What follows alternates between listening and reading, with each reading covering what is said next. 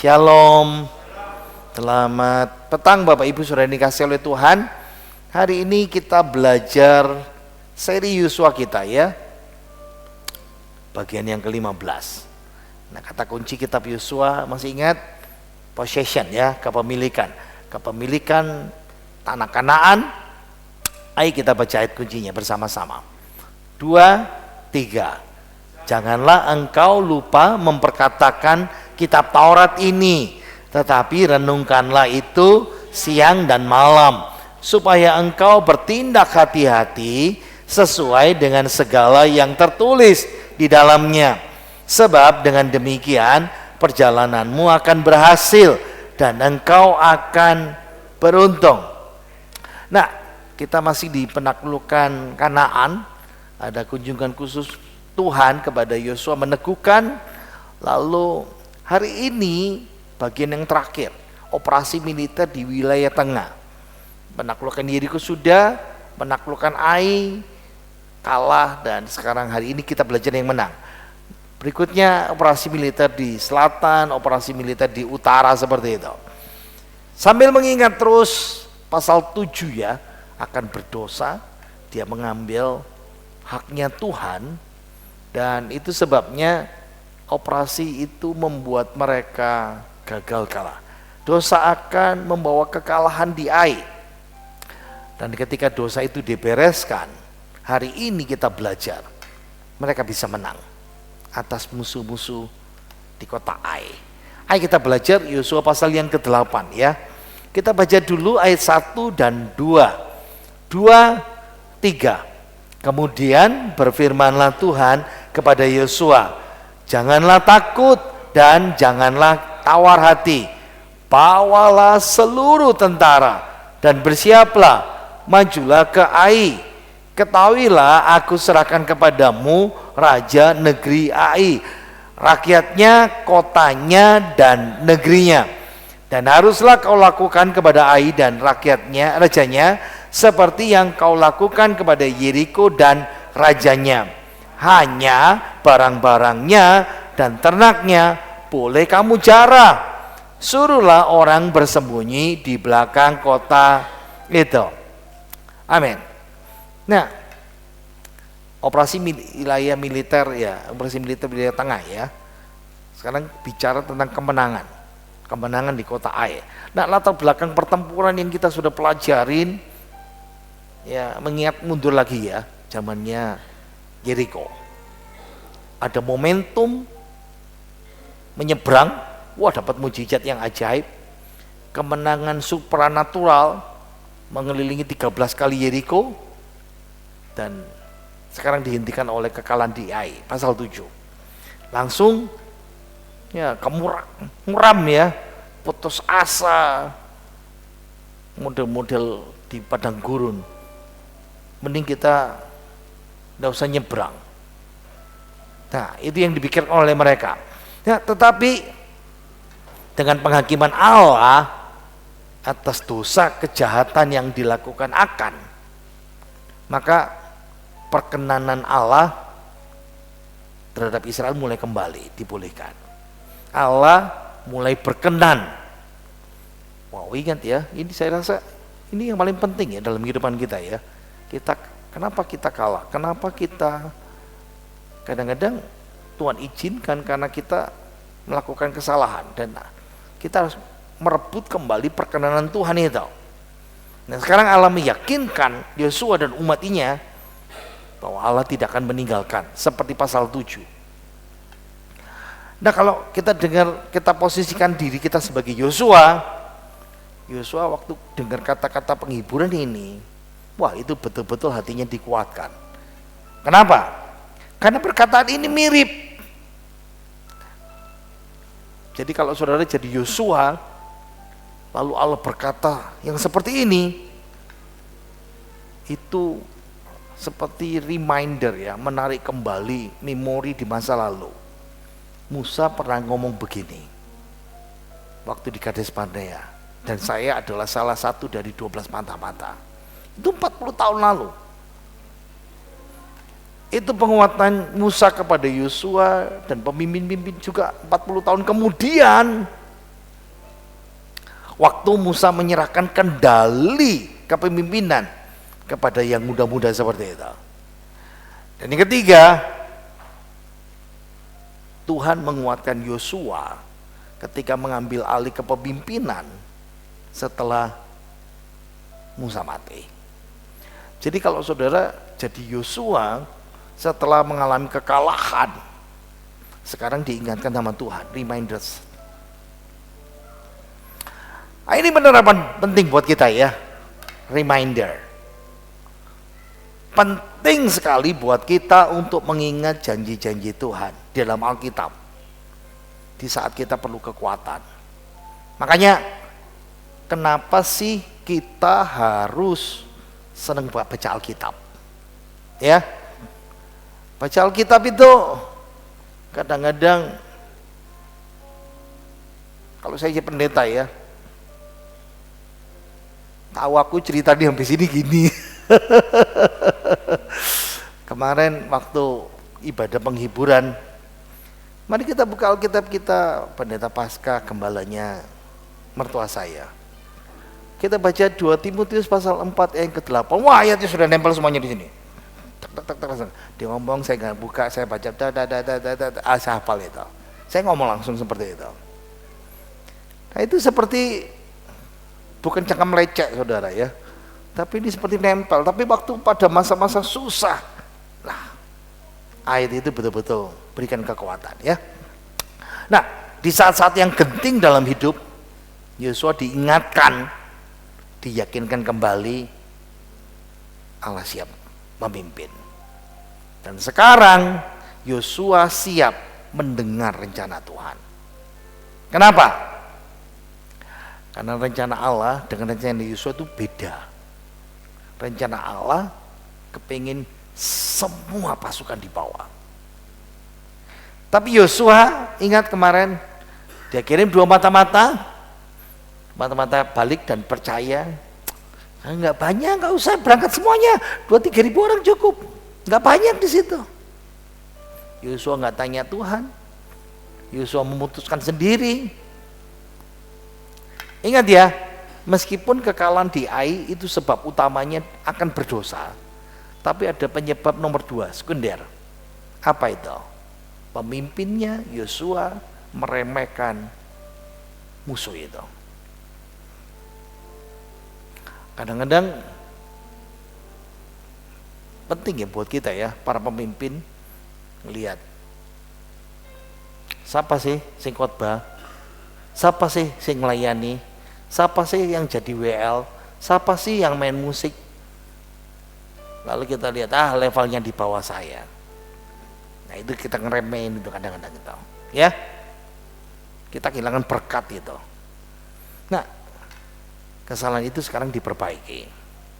Tuhan berkata, Yosua naik cliff ya, naik tebing itu, dan mulai serang Ai, dan Tuhan janji dirubah. Ai itu dulu tempat kekalahan, sekarang menjadi tempat kemenangan. Ini penerapan buat kita lagi ya. Allah baca 2-3, Allah sanggup merubah kekalahan kita menjadi amin. Sekali lagi 2-3, Allah sanggup merubah kekalahan kita menjadi kemenangan. Amin. Amin. Karena kalau kita berpikir, aku ini kalah di sini, aku ini gagal di sini. Ayo kita baca lagi ayatnya 2-3. Hanya barang-barangnya dan ternaknya boleh kamu jarah. Nah, ini yang menarik. Sebelum rencana pertempuran diungkapkan Allah, yaitu Yosua diberitahu pampasan di Ai, ternaknya, hartanya boleh diambil. Kenapa? Karena sebelumnya Yeriko ditempatkan di bawah Herem. Herem itu harus dimusnahkan, harus dibaktikan, hanya dikhususkan untuk Tuhan sebagai buah sulung, dilarang. Tapi sekarang Ai bebas dirampas dan dijarah.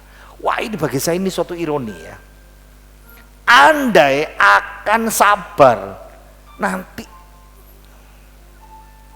Tapi dia tidak sabar, dia tamak, dia egois, dia nuruti keinginan matanya, keinginan hatinya, tidak nurut firman Tuhan. Kalau akan tidak ambil miliknya Tuhan itu, dia diberkati di kota Ai seperti itu. Ingat ya, pegang ini, jalan ketaatan dan jalan iman itu selalu yang terbaik. Masih belajar taat sama Tuhan, susah. Kita ini kadang-kadang ngerti, paham, tapi kita suka berdalih. Masalahnya begini, masalahnya begitu. Ini menolong kita juga ya. Sabar menunggu waktunya Tuhan. Andai kata sih akan dia sabar, halah cuma tinggal satu kota saja lah, Yeriko nggak boleh diambil, itu miliknya Tuhan. Nanti kamu diterima berkat lagi. Ini menolong kita ya. Anak-anak muda dengerin, yang belum menikah, sabar nunggu jodohnya Tuhan.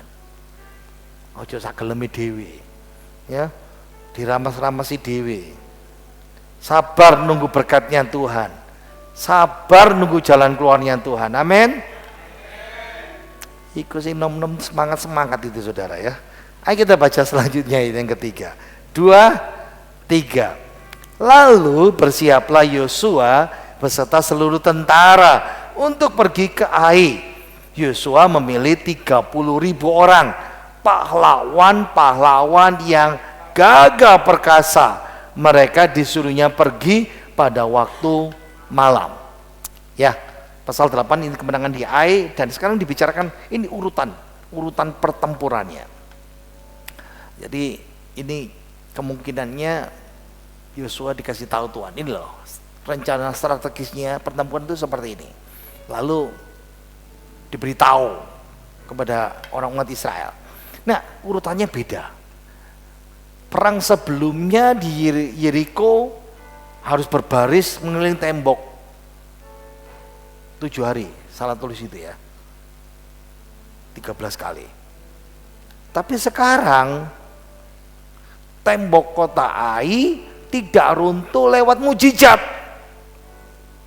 Israel harus bekerja keras menaklukkan tembok kota itu, meruntuhkannya, mengalahkannya, membakarnya dengan operasi tempur yang normal. Ini penting buat gereja Pantai Kosta. Kenapa? Nah, karena kita orang Pantai Kosta suka membatasi Tuhan. Tuhan itu tidak terbatas dengan satu metode kerja apapun. Karena kebanyakan orang Pantai Kosta, orang Kristen Pantai Kosta, pokoknya harus mujizat Tuhan. Pokoknya Tuhan harus nyatakan keajaiban yang luar biasa, tapi kita diem, tidak melakukan apa-apa. Jangan batasi Tuhan, jangan menstereotipkan Tuhan. Pokoknya harus ini, harus mujizat, harus yang ajaib. Itu loh buktinya Sungai Yordan terbelah, buktinya tembok Yeriko runtuh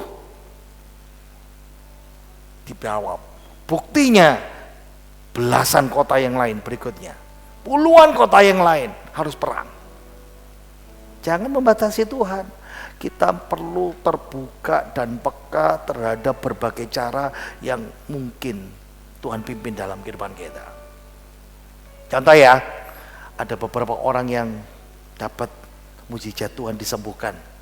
Sakit, tak usah operasi, tahu-tahu sembuh. Tapi untuk orang ini Tuhan pakai tangan dokter pengobatan. Untuk orang ini mesti melewati operasi berkali-kali, 2-3 kali. Balik lagi di situ, jangan batasi Tuhan. Kita masih terbuka dengan dan peka bagaimana cara Tuhan. Amin. Ayo kita baca ayat yang 4 dan selanjutnya. Ini panjang ini ya. 2, 3. Dan kepada mereka diperintahkannya, katanya, ketahuilah kamu harus bersembunyi di belakang kota itu untuk menyerangnya.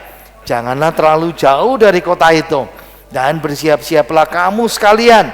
Aku dan semua orang yang bersama-sama dengan aku akan mendekati kota itu. Apabila mereka keluar menyerbu kami seperti yang pertama kali, maka kami akan melarikan diri dari hadapan mereka. Jadi mereka akan keluar menyusul kami, sehingga kami memancing mereka jauh dari kota itu.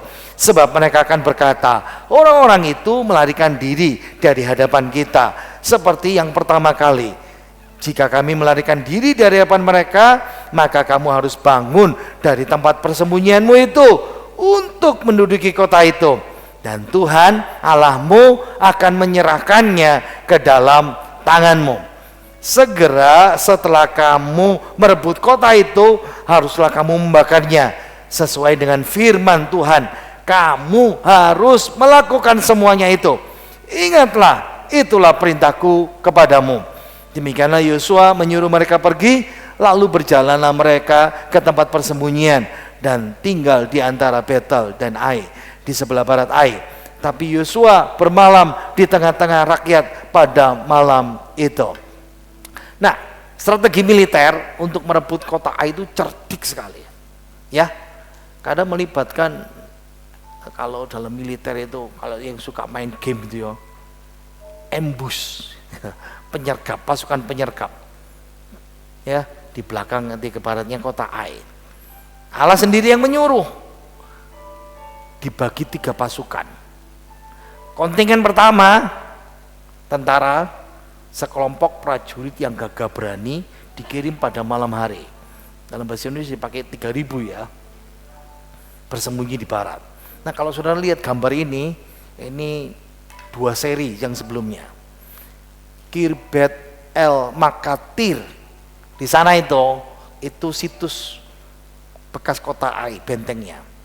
Lalu yang di sini Wadi Sheban, itu pasukan ambush, pasukan penyergap, suruh berangkat dulu. Sebelumnya malam-malam dan bersembunyi di situ. Nah, ini yang menolong kita untuk bisa ngerti ya, kenapa pasukan penyergap itu tidak kelihatan seperti ini. Nah, tugas mereka menyerbu ke dalam kota, bakar setelah pasukan Ai meninggalkan kota. Kenapa?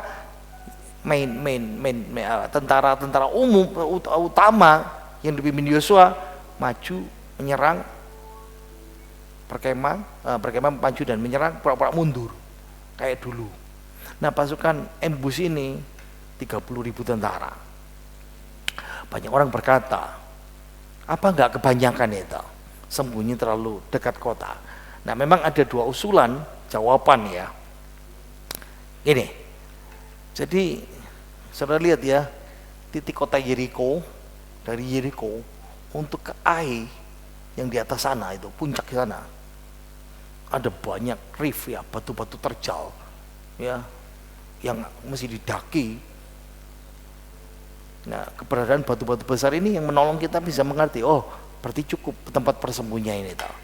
Ingat ya, Yeriko menguasai jalan pendakian dari bawah Yeriko, lalu naik ke kota Ai. Ai itu di puncak perbukitan, dan Ai itu perbatasan utara untuk negara kota Yerusalem pada waktu itu. Atau yang kedua, beberapa orang berkata, bahasa Ibrania 1000 itu pakai kata elep. Elep itu bisa berarti 1000, bisa berarti pemimpin, pejabat atau pahlawan yang gagah perkasa. Ada kemungkinan berarti ini pasukan khusus. Berarti cuma 30 orang. Jadi bisa diterjemahkan 2 itu.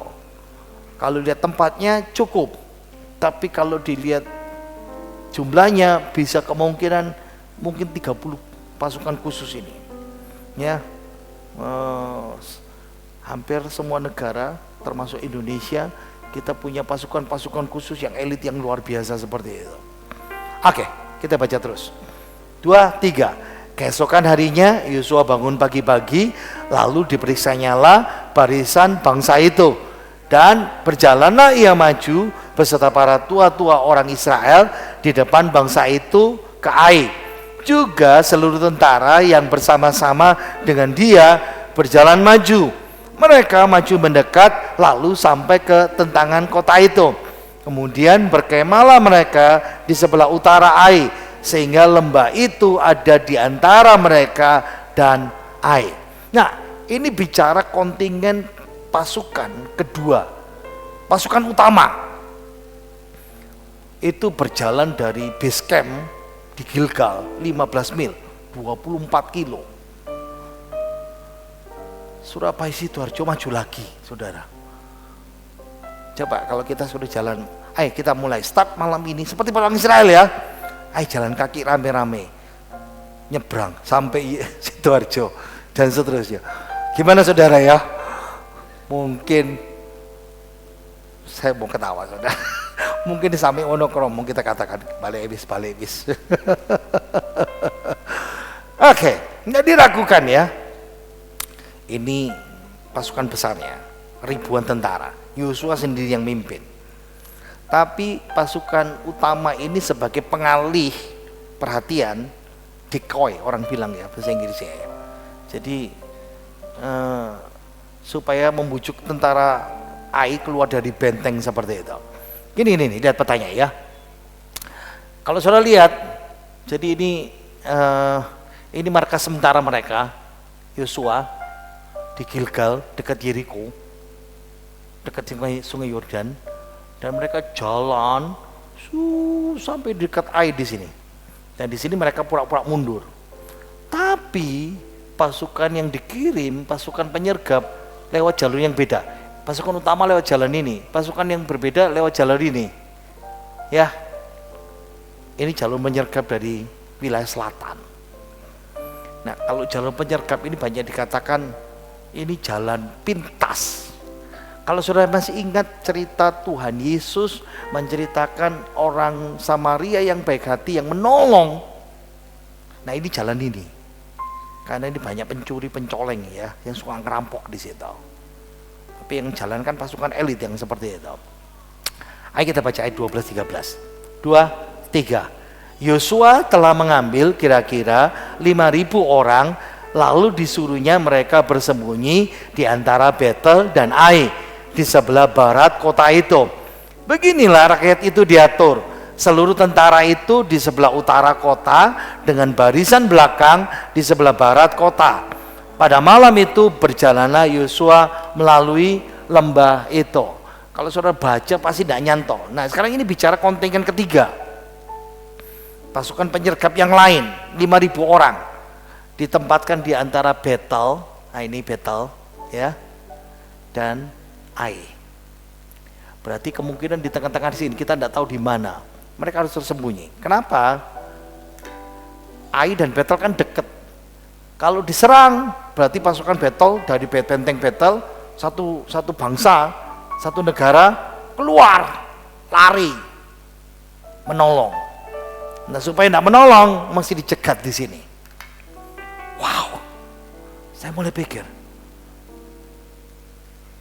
kenapa Tuhan Yesus bilang ya, kalau orang mau bangun menara, dia akan bikin perhitungan, merencanakan dengan baik-baik seperti itu. Jadi perencanaan itu bagus. Itu perencanaan itu hal yang luar biasa ya. Ya, jangan berkata, pokoknya mengalir saja apa kata Tuhan. Saudara mesti paham itu, seperti itu ya. Ayo kita baca ayat 14 dan 15 dan selanjutnya. 2-3. Pagi-pagi ketika raja negeri Ai melihat hal itu, maka ia dan seluruh rakyatnya, orang-orang kota itu segera keluar berperang, menyerbu orang Israel ke lereng di seberang daratan itu. Raja itu tidak tahu bahwa ada orang bersembunyi di belakang kota. Yosua dan seluruh orang Israel berlaku seolah-olah dipukul mundur oleh mereka, lalu melarikan diri ke arah padang gurun. Sebab itu semua orang yang ada di dalam kota dikerahkan untuk mengejar orang Israel. Maka mereka mengejar Yosua sehingga makin jauhlah mereka terpancing dari kota. Seorang pun tidak tertinggal lagi di Ai dan Betel yang tidak keluar memburu orang Israel. mereka meninggalkan kota itu terbuka karena mereka mengejar orang Israel. Lalu berfirmanlah Tuhan kepada Yosua, acungkanlah lembing yang ada di tanganmu ke arah Ai, sebab aku menyerahkan kota itu ke dalam tanganmu. Maka Yosua mengacungkan lembing yang di tangannya ke arah kota itu. Ketika diacungkannya tangannya, maka segeralah bangun orang-orang yang bersembunyi itu dari tempatnya. Mereka berlari memasuki kota, merebut dan segera membakar kota itu. Ketika orang Ai berpaling menoleh ke belakang, tampaklah asap kota itu naik membumbung ke langit. Mereka tidak sempat melarikan diri kemanapun juga, sebab rakyat yang tadinya lari ke padang gurun berbalik melawan pengejar-pengejarnya. Ketika Yosua dan seluruh Israel melihat bahwa orang-orang yang bersembunyi itu telah merebut kota dan bahwa asap kota itu naik membumbung, berbaliklah mereka lalu menewaskan orang-orang Ai. Sementara itu juga keluar orang-orang Israel yang lain dari dalam kota menyerbu orang-orang Ai, sehingga terjepit di tengah-tengah orang Israel itu. Yang ini dari sini, yang itu dari sana. Orang-orang Ai ditewaskan, sehingga seorang pun dari mereka tidak ada yang dibiarkan terlepas atau terluput. Nah, rencana strategi pertempurannya berjalan sempurna sekali. Menyergap, penahan pasukan utama. Kenapa Raja Ai melihat pasukan Israel keluar, langsung keluar, makan umpan, dan Israel pura-pura kalah? Karena mereka merasa sukses di pertempuran pertama, menguasai medan. Israel diserang, pasti jatuh ke tebing. Pikirkan itu ya, mereka menang set seperti itu. Tapi strategi luar biasa ini ya. Nah, atas perintah Ababa Yosua, pasukan lain segera masuk dan membakar. Nah, pasukan Ai yang sudah terjepit itu, lalu lihat kota, pasukan yang sudah sembunyi dari semalam masuk kota membakar.